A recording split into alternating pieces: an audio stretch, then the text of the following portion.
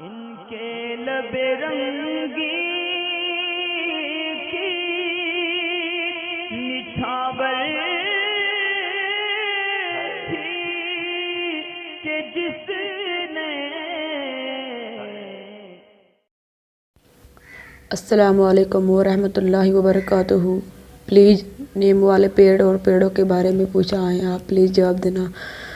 सईद साहब और किसको पूछें, आपको नाम पूछें तो किसको पूछें, जवाब देना। कहते हैं कि पेड़ों पर जिन्नात के घर होते हैं, प्लीज़ बताना। नीम पर खास कर कहा गया है। वालेकुम अस्सलाम वरहमतुल्लाहि वबरकातुह।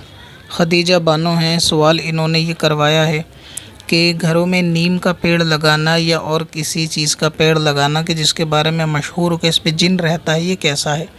यानी बाज़ गाँव के अंदर जो है वो इस किस्म की बातें लोगों के अंदर बहुत ज़्यादा आम होती हैं कि घरों में पेड़ नहीं लगाने चाहिए किसी भी किस्म के। कोई किसी किस्म के पेड़ को मना करता है कि कटहल का ना लगाया जाए पौधा, तो कोई किसी किस्म के नीम का ना लगाया जाए कि इसके अंदर जिन्नात बसते हैं। तो ऐसा मुमकिन ज़रूर है कि पेड़ पर जिन रहता हो या पेड़ को जिनने अपने रहने की जगह बना ली हो, लेकिन हर पेड़ पर ही जिन रहने लगे या रहे आके ये ज़रूरी नहीं है।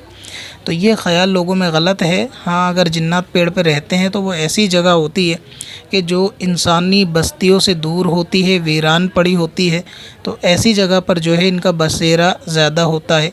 अब रहा ये कि घरों के अंदर अगर पेड़ लग गया है उस पे जिन आकर रहेगा, ये कन्फर्म नहीं होता।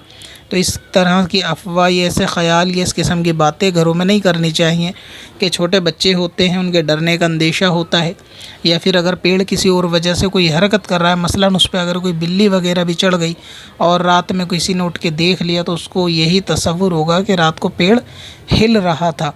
और अगर किसी औरत ने देख लिया तो फिर वो एक की चार बातें बना के चार घरों के अंदर आसानी से पहुंचा देगी।